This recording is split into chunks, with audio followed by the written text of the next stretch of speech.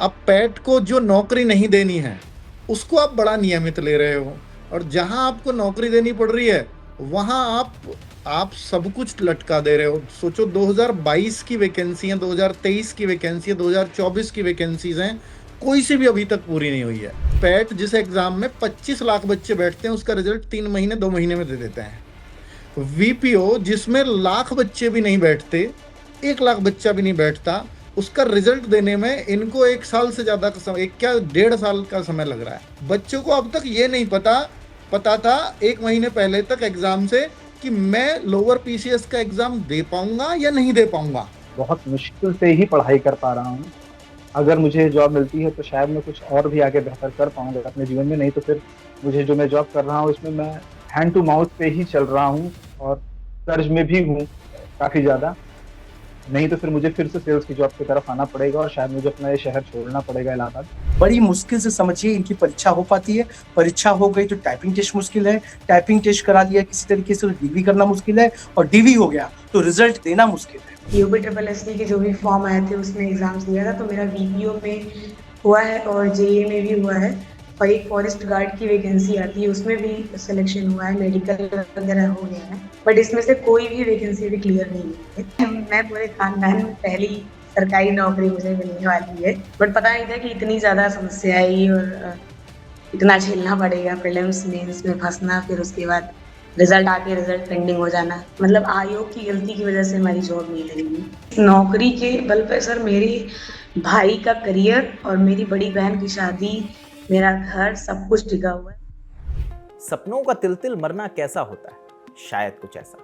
UP triple S के जो भी फॉर्म आए थे उसमें एग्जाम्स दिया था, तो मेरा वीपीओ में हुआ है और जेईई में भी हुआ है, और एक फॉरेस्ट गार्ड की वैकेंसी आती है उसमें भी सिलेक्शन हुआ है, मेडिकल वगैरह हो गया है, बट इसमें से कोई भी वैकेंसी अभी क्लियर नहीं हुई है। पिछले कई सालों से मैं इस चीज का इंतजार कर रही हूँ। मैं वैसे भी थर्ड गर्ल थी अपने घर में, मेरी दो बड़ी बहनें हैं और मैं तीसरी नंबर की लड़की थी। वैसे भी मैं अनवांटेड चाइल्ड थी कह सकते हैं, in the weight of boy, but क्योंकि मेरे घर पे मेरी मम्मी ने, स्पेशली मेरी मदर ने सब कुछ अपना सेक्रीफाइस करके मुझे पढ़ाया लिखाया हम लोगों को, तो मेरे लिए जॉब की इतनी वैल्यू है कि मेरी माँ ने शायद ढंग से खाना नहीं खाया होगा, कपड़े नहीं पहने होंगे, बट हमें पढ़ाया लिखाया, बस इसी इंतजार में कि जो गांव के लोग हैं, जो हम लोग घर से बाहर निकले हैं, वो ये चीज कह ना पाए कि लड़कियां बाहर निकल के कुछ गलत कर ली, और कुछ हुआ नहीं आज तक इन लोगों का। ये जॉब सर इतनी जरूरी है हमारे लिए।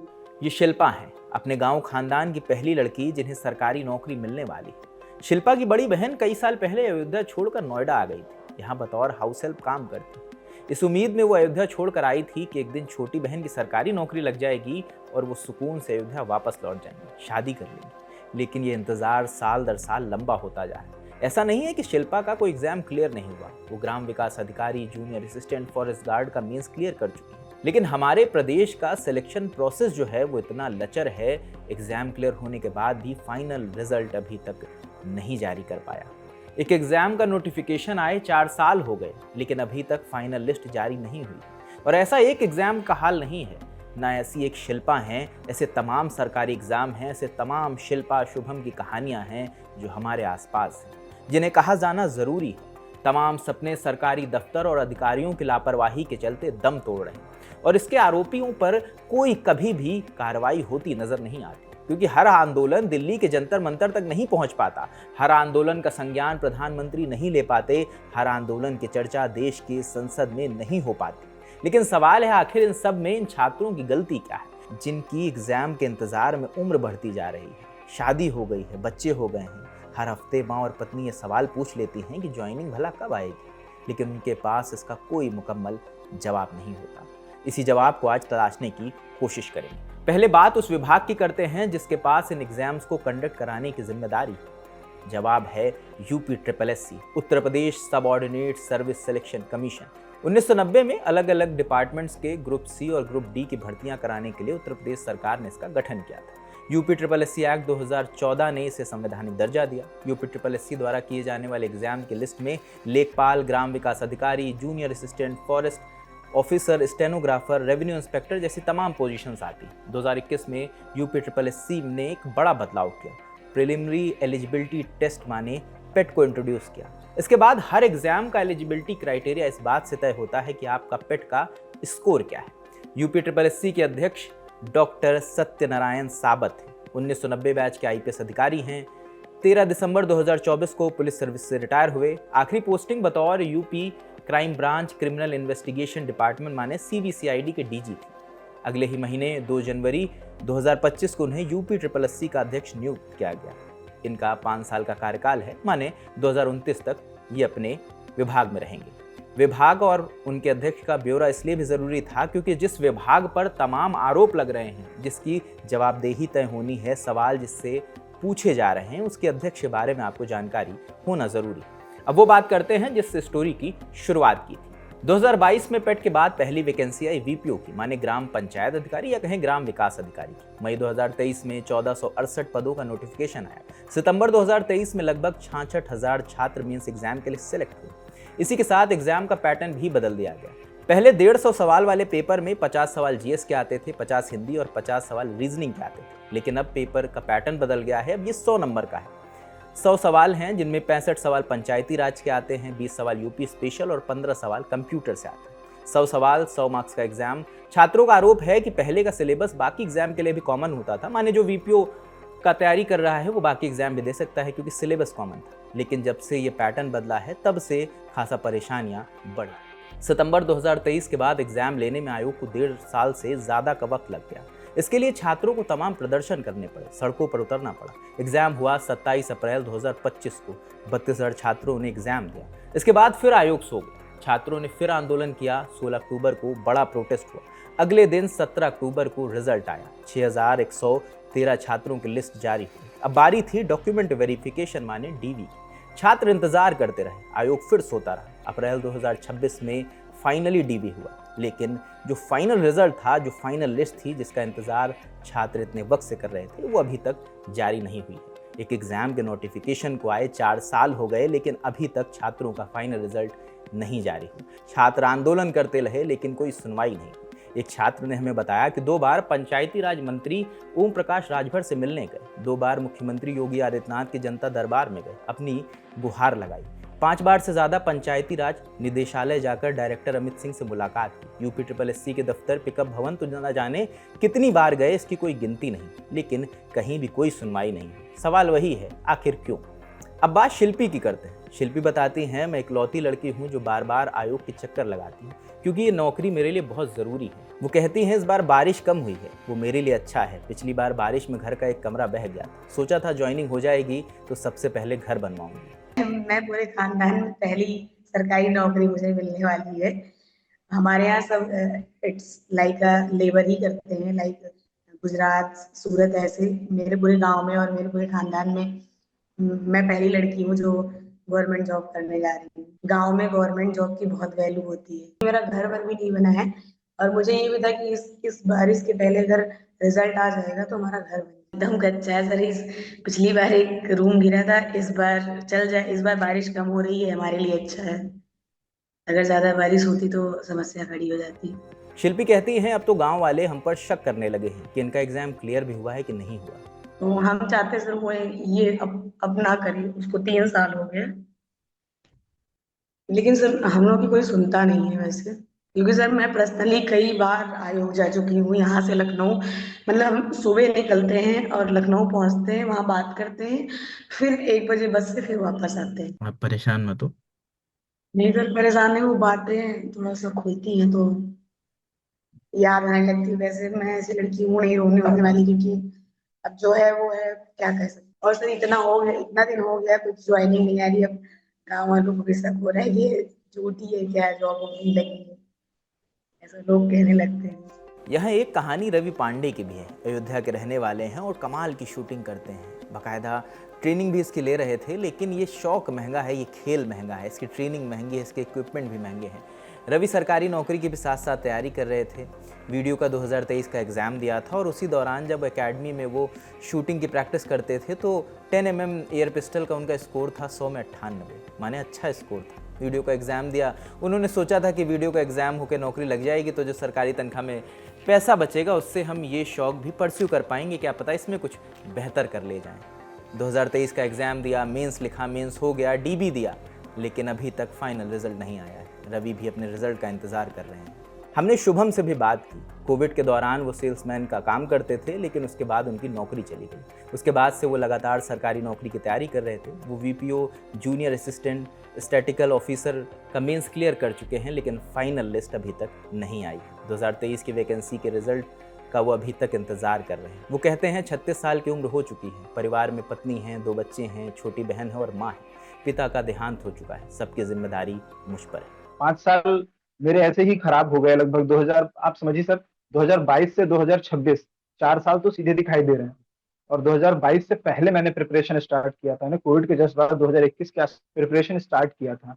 तो मैं 5 साल अपने पूरे वैकेंसी को दे चुका हूँ सर। ये मेरे लिए मतलब इस कदर जरूरी है कि मेरा आने वाला भविष्य सभी कुछ इस पर निर्भर करता है, क्योंकि मैं, मेरे बच्चे, मेरी वाइफ, सभी के लिए, क्योंकि मेरे पास मेरी एक छोटी बहन भी है, उसकी शादी भी मुझे करनी है।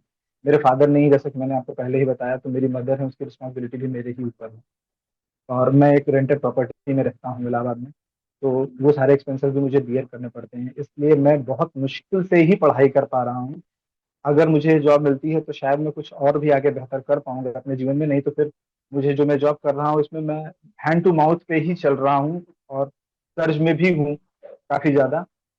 नहीं तो फिर मुझे फिर से सेल्स की जॉब की तरफ आना पड़ेगा, और शायद मुझे अपना ये शहर छोड़ना पड़ेगा इलाहाबाद, और मुझे कहीं और बाहर जाके रहना पड़ेगा, तभी मैं अपने घर के खर्चे पूरे कर पाऊँ। ये बात महज 1-2 एग्जाम की नहीं है। यूपी का हर तीसरी वैकेंसी सालों तक लटकी रहती है। छात्रों ने हाल में हुए लेखपाल एग्जाम को लेकर भी शंकाएं जताई हैं। हमने बात की संयुक्त प्रतियोगिता छात्र हुंकार मंच के पंकज पांडे से। पंकज बताते हैं, जब चुनाव आता है तो आयोग एक्टिव हो जाता है, वरना आयोग के सचिव मिलने को तैयार नहीं होते। लेखपाल पेपर लीक का प्रकरण है। लेखपाल पेपर लीक के प्रकरण में कई बार भी कंप्लेन करने के बाद, रिटन डॉक्यूमेंटेशन देने के बाद, प्रूफ्स देने के बाद, उसके बावजूद भी कोई संज्ञान नहीं लिया जाता है। और जिला प्रशासन के माध्यम से शासन को 3 बार से अधिक पत्र दिया जा चुका है इन सारे मामलों और विद प्रूफ। और जिला प्रशासन केवल अपने यहाँ बैठा करके 2 बार मीटिंग लेता है। तीसरी बार डीएम साहब खुद कहते हैं, जब डीएम साहब से मुलाकात होती है जिला इलाहाबाद के, तो डीएम साहब कहते हैं कि ये कोई बेस नहीं है, हम इतने आप कैसे कह सकते हैं। जब लास्ट टाइम 29 मई को इलाहाबाद में एक बड़ी संख्या सड़क उतरी है, खास करके पेपर लीक प्रकरण को लेकर के, लेखपाल के, यूपीएसआई में हाई कट ऑफ को लेकर के और तमाम समस्याओं को लेकर के, तो तुरंत ही उत्तर प्रदेश अधीनस्थ सेवा चयन आयोग एक्टिव होता है और एक नोटिफिकेशन और देता है कि जो प्रकरण लेकर के आप लोग लेखपाल को आरोप लगा रहे हैं, उन स्कूल पे ऐसा कुछ नहीं हुआ है। तो चुनावी वर्ष जैसे ही चुनाव नजदीक आता है, चुनाव नजदीक आने के साथ ही इनकी एक्टिविटी बढ़ जाती है। पूर्व में भी इनका यही हालत रहा, अभी भी यही हालत है। जब हम लोग का लास्ट आंदोलन, आप लोग ने देखा कि ये आंदोलन चलना शुरू हुआ, खास करके 24 और 25 में, तो उस आंदोलन के बाद इन्होंने जो पेट की परीक्षा है उसको पहले 1 साल के लिए मान्य था, मात्र एक बार में, अब उसको 3 साल के लिए मान्य कर दिया। तो अंततः स्थिति होती, चुनावी जब दौर आता है, चुनावी दौर के पहले इनकी सक्रियता बढ़ती है। अब अभी आप चेक करिएगा तो आपको पता चलेगा पिछले 6 महीने में इन्होंने सारी प्रक्रिया, जब जब कोई मोमेंट सड़क पे उतरा है इनके खिलाफ, उसके बाद ही इनकी सक्रियता बढ़ी है। बड़ी मुश्किल से समझिए इनकी परीक्षा हो पाती है। परीक्षा हो गई तो टाइपिंग टेस्ट मुश्किल है, टाइपिंग टेस्ट करा लिया किसी तरीके से तो डिग्री करना मुश्किल है, और डिग्री हो गया तो रिजल्ट देना मुश्किल है। हमने बात अंकित भाटी से भी की। वो शिक्षक हैं, बीते कई सालों से वो यूपी से जुड़े एग्जाम्स की तैयारी करवा रहे हैं। वो बताते हैं, आयोग के पास कोई ठोस कम्युनिकेशन चैनल नहीं है, सिर्फ वेबसाइट ही एक जरिया है जिस पर नोटिफिकेशन के जरिए आयोग कम्युनिकेट करता है। आयोग का सबसे पहले कोई ट्विटर अकाउंट होना चाहिए, कोई पर्सनली बच्चों को, और कोई आप किसी तरह से जुड़ ही नहीं पा रहे हो बच्चों से। आपका कम्युनिकेशन एक होता है, बस कम्युनिकेशन का तरीका है इनका कि ऑफिशियल नोटिस आ जाएगा साइट पर। वो ऑफिशियल नोटिस ये हर चीज का तो जारी करेंगे नहीं, कम से कम एक ट्वीट करके रिप्लाई कर दो भाई। आप देखो आरएसएसबी के चेयरमैन है यहाँ पर राजस्थान में, बिल्कुल एक एक चीज से अपडेट रखते हैं बच्चों को, पूरा अपना खुद का ट्विटर अकाउंट है आलोक राज जी का।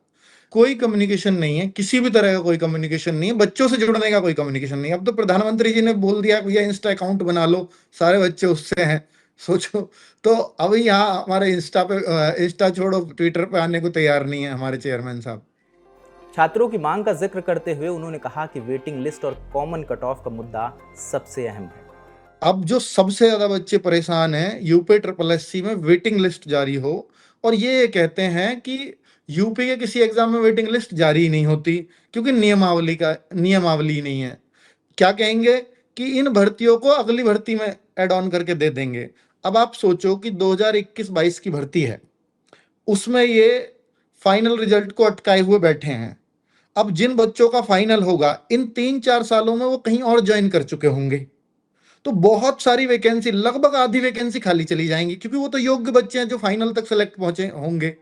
तो वो कहीं ना कहीं तो इस भर्ती के भरोसे तो नहीं बैठे रहेंगे। बच्चे यूपी ट्रिपल एससी का एग्जाम सिर्फ इस वजह से दे रहे हैं कि भाई चलता रहेगा कुछ ना कुछ। किसी को ये क्लियरिटी नहीं है मैं 3 साल में भर्ती होऊंगा या 4 साल में होऊंगा या 5 साल में होऊंगा। पंचवर्षीय योजना बना के रख दिया आयोग ने इसको। अब आप कह रहे हो कि इसको हम अगली भर्ती में जोड़ देंगे और अगली भर्ती के लिए फिर 5 साल वेट करे वो। दूसरा सर, कि एक बच्चों की जो मांग है स्पेशली वो कॉमन कट ऑफ को लेकर के है यूपी ट्रिपल एससी में। कॉमन कट ऑफ मीन्स, जैसे आप देखेंगे राजस्थान में सीईटी होता है, हमारे यहाँ पीईटी होता है, पैट। तो ये पैट में, अब पैट के थ्रू लोअर पीसीएस का जैसे इन्हें एग्जाम लेना है, तो लोअर पीसीएस के लिए एग्जाम में ये लोग बैठेंगे कि भाई जो 15 गुना का इन्होंने प्रोविजन या 30 गुना का इन्होंने प्रोविजन बना रखा है, हालांकि वो 15 गुना है रिटर्न में, पर ये 30 गुना, कभी 40 गुना, कभी 45 गुना, उस हिसाब से पास करते हैं। लोअर पीसीएस में इन्होंने 39 गुना, 39 मल्टीपल आ रहा है वो बच्चों का। तो उसमें बच्चों का ये कहना है कि भाई जब आप कट ऑफ लगाते हो कि भाई 39 गुने पे जाएगी या 45 गुने पे जाएगी या 40 गुने पे जाएगी या 30 गुने पे, वो हमें नहीं पता होता। लेकिन आप एग्जाम से 2 महीने या 1 महीने पहले हमें पता लगता है। जैसे 23 अगस्त का बच्चों का एग्जाम है, इन्हें अभी 5 दिन पहले पता चला है कि मेरा हुआ है या नहीं हुआ। तो अब बच्चों को अब तक ये नहीं पता था 1 महीने पहले तक एग्जाम से कि मैं लोअर पीसीएस का एग्जाम दे पाऊंगा या नहीं दे पाऊंगा। ये हाल महज एक यूपी ट्रिपल एससी का नहीं है, यही हाल UP education service selection commission का भी है। 2022 में टीजीटी का नोटिफिकेशन आया, एग्ज़ाम हुआ जून 2026 में। एग्ज़ाम को कराने के लिए भी छात्रों ने तमाम बार आंदोलन किया, तमाम बार सड़कों पर उतरे। 3539 पोस्ट के लिए 8,60,000 छात्रों ने फॉर्म भरा। आप अंदाज़ा लगा सकते हैं कि ये किस प्रोपोर्शन में जो फॉर्म आते हैं और छात्र कितने इसमें अप्लाई करते हैं। इस सबसे इतर मुख्यमंत्री ज़रूर दावा करते रहते हैं कि उनके कार्यकाल में रिकॉर्ड तोड़ भर्तियां हुई। मुख्यमंत्रियों के दावों से इतर अपनी मांगों को लेकर बीच बीच में छात्र आंदोलन करते रहते, पुलिस एक्शन लेती रहती है, आयोग जांच का आश्वासन देती रहती है, लेकिन असल में तस्वीर अभी तक बदलती नहीं नजर आ रही। इस रिपोर्ट पर आप जो भी सोचते हैं हमें कमेंट सेक्शन में ज़रूर बताइए। कैमरे के पीछे शिवम है, मेरा नाम रजत है। देखते रहें ललन टॉप। शुक्रिया।